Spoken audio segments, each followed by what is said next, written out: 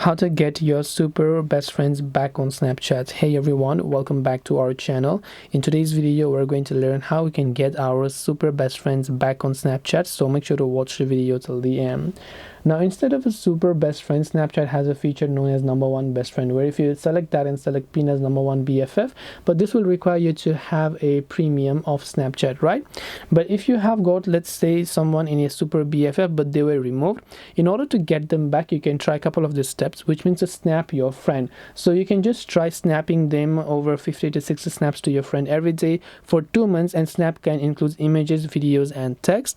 Another is to simply maintain a streak, right? Don't miss a day of conversation with your friend to keep your streak going. Respond promptly, send more snaps than you receive, and respond quickly to your friend's snaps.